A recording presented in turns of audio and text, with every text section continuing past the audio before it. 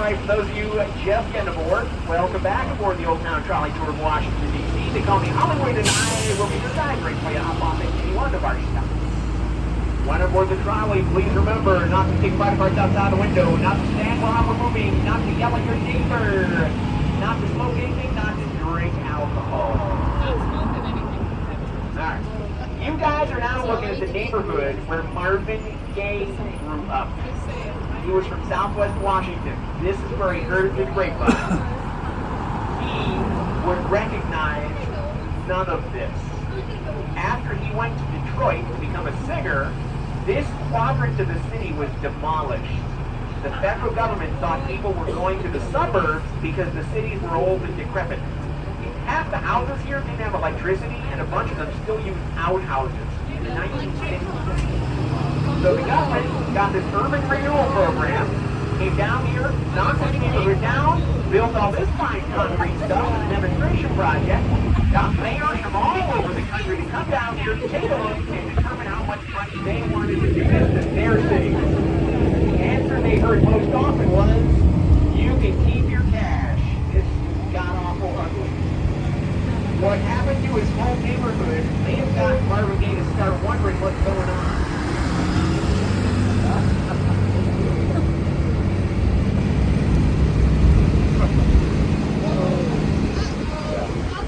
Alright, the next stop comes up on the right. Number 9. Number 9. Number 9. Number 9. International Spy Museum. For adults, you get in for the low price of $25 a change. For the adults, or for the kids, you get in for the low price of $15 a change. They do have discounts for college and military and retirees.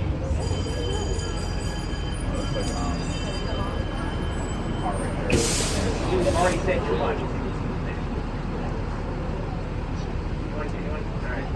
By the way, what kind of stuff do they have in there? Look at the license plate on the silver Aston Martin, and you'll know.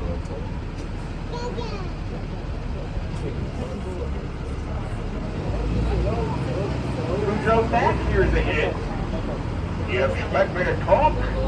No, Mr. Bond, I expected to die. Anyone? Anyone? Anyone? Y'all? Yeah, good job. Yep, Sean Connery. Last year somebody said Pierce Brosnan, and I almost let them on. The invitation is not that great, but come on. That guy was Remington Steele. Always was, always will be.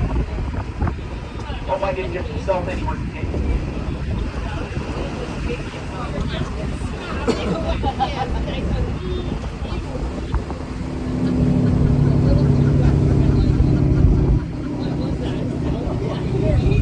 We're now driving under your Department of Energy. Every time you click a light switch or turn on the TV, if they come on, it means these people are doing their jobs. Make sure we get power safely, consistently, 24 hours a day. In 49 of 50 states, they don't regulate Texas.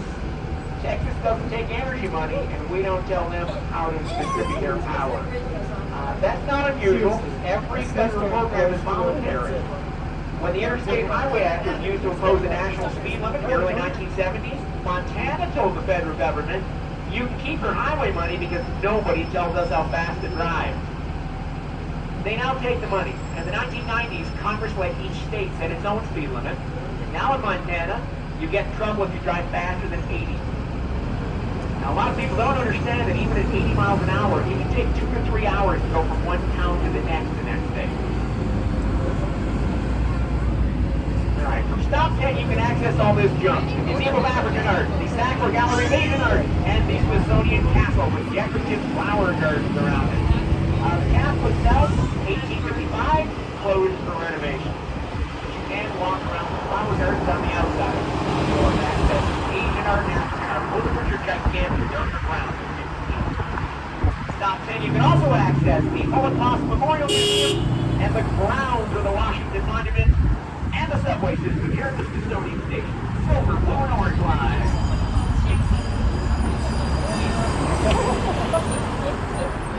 Everybody loves hearing FAQRPA. Top 10. The 10th. Come on aboard. some lap sitting, but you should be able to fit. I think we got it.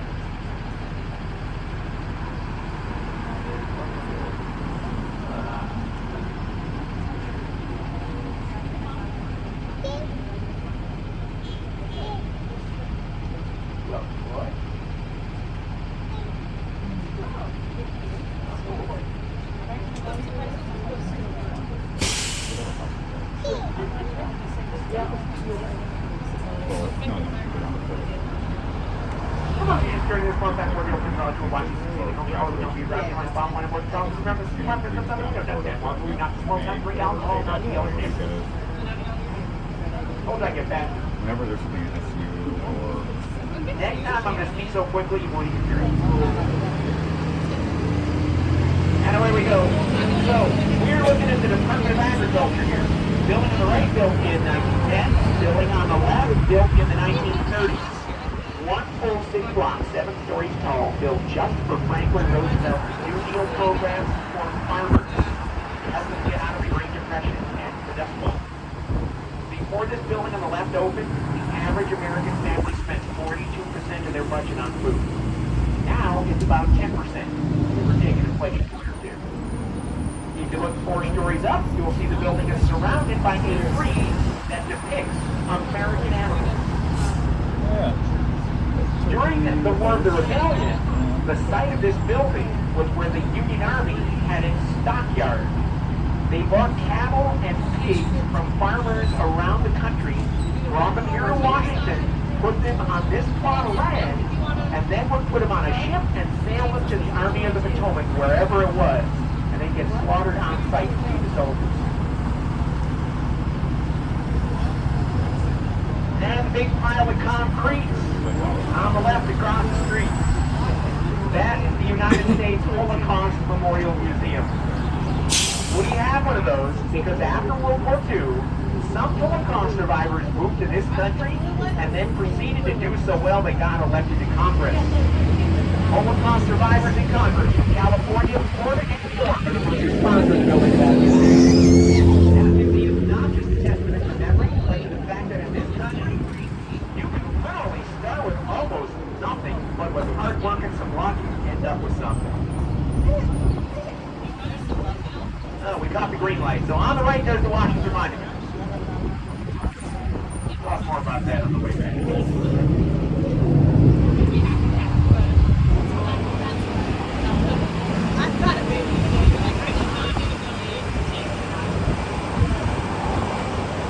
On the left, the back side of the Holocaust Museum.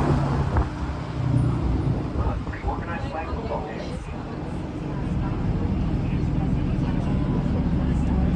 Oh, Commanders. I wonder if it's organized. Yes. I don't want to say they stink, so I won't. So this field on the right is being considered as the new site for the Smithsonian Museum of the American Woman. If you have an opinion about that, feel free to write your representative about it.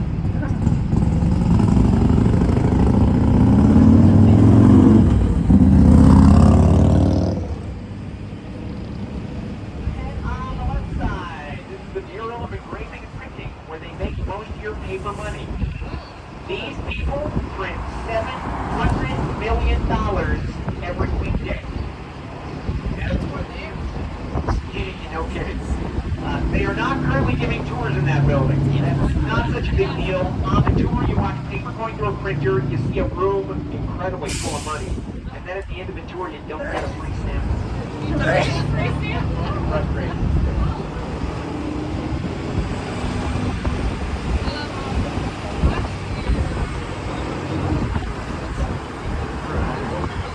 We're now driving around the tidal basin. 3 memorials line this thing.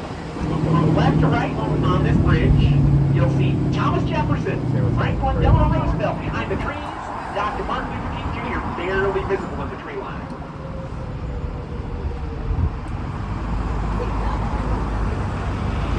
Now, when all of this was being designed, the Jefferson Memorial was supposed to be right here. Straight line from Jefferson to the Washington Monument to the White House. But when this was being designed, Franklin Delano Roosevelt was president, and guess who was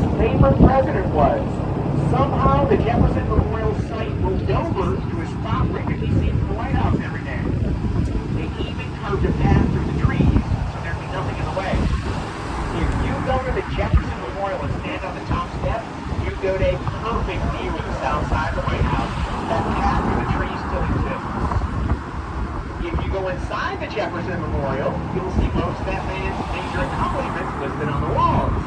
You know, author of the Declaration of Independence, Revolutionary War, Governor of Virginia, first U.S. Secretary of State, second U.S. Vice President, third U.S. President, and fourth. One of his biggest effects on your life did not make this memorial. In addition to being the other thing he was, Thomas Jefferson was a foodie. Right after the Revolution, we sent him to France to be our first ambassador there. And while he was there, he ran into all kinds of new food, some of which he liked so much he had his chef learn how to make them, and he brought them home with him when he came back. When he served these things in the White House, they went national. You've got Thomas Jefferson to thank if you've ever enjoyed waffles. You've got Thomas Jefferson to thank if you've ever enjoyed macaroni and cheese. You've got Thomas Jefferson to thank if you've ever enjoyed French fries. You've got Thomas Jefferson to thank if you've ever enjoyed ice cream. You've got Thomas Jefferson to thank if you've ever enjoyed string peas. Okay, I'm kidding about that last one. Stop number 11, Thomas Jefferson, our national gourmand. Are we getting off? We got 3 seats on board, right? Sure. Yep. Okay.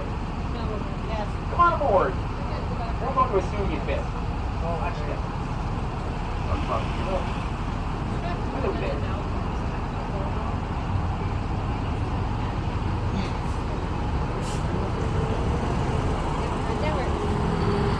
You guys realize this is also a hop-on tour, right? Oh, sorry. I'm Just unsure why that went. All right, get your cameras ready. We are about to cross a little bridge that's so popular for photography, they finally made it illegal to stop on it. I will go as slowly as I can. Out to the west side, you should be able to see the Potomac, the Pentagon, and arcing into the sky, the U.S. Air Force Memorial in the Bomb Burst Formation. On the right side, you get Sky Lake, Jefferson Memorial, Washington Monument.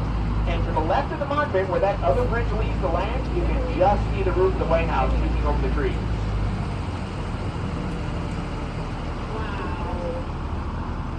Thomas could have been like, oh, don't worry, he's got Just take one minute. I'm not installed. Do not put it over the. Don't put it over the. The man himself is currently home.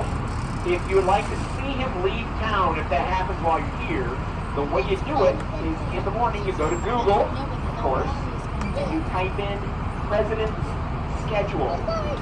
What he's doing where all day pops up. So if he's leaving the White House, you can come down here and watch either Marine One take off the South Lawn or the motorcade through that down the road.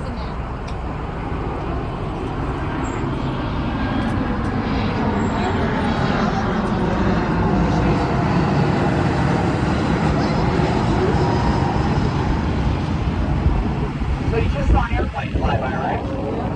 That's flying down to Reagan National Airport. Before 9/11, pilots used the whole Potomac River to guide the airport, and some of them would swing wide. Hey folks, if you look down to the left, you'll see the White House. After 9/11, no more of that. Commercial jetliners now have a very narrow path to follow down the middle of the river. I had a pilot on board last year let me know, no matter how many hours you have in the air, the first time you fly into Reagan National Airport, you get a trainer to go with you and show you exactly where to go. 2 years ago, one of the pilots in that run wasn't paying attention to his flight path. He was leaving the airport. Swung a little wide outside the approved airspace. Within 15 seconds, a Marine Corps F-18 came screaming out of the clouds and dropped into the cockpit. He guided that plane back where it belonged. That means there was another F-18 at 20,000 feet with a missile lock on that plane. Since 9/11, this city has had a 24-hour combat air patrol club. Hey, he's not supposed to leave today, but that is one of the presidential helicopters on the right.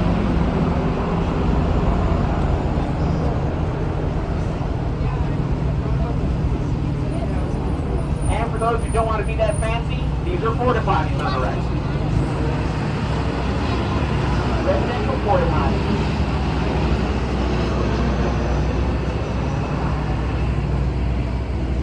the way, no one in this city had any idea there was a combat air patrol above this city until that pilot made that mistake. He was like, oh, man. I didn't get to see it, but I heard it. I don't mean I heard about it. I heard the plane drop out of the clouds. That's how fast I got. Yeah. On the right side, I go down to Roosevelt Memorial. 7.5 acres South Shore Sculpture Garden. So the 41st century during the 12-year conference. And right across FDR, Dr. Martin King Jr. He's got a statue. The rest of his memorial, quotes on the walls from his life. Things like the arc of history is long, but it bends towards justice. Doc number 12, FDR, and no. Okay.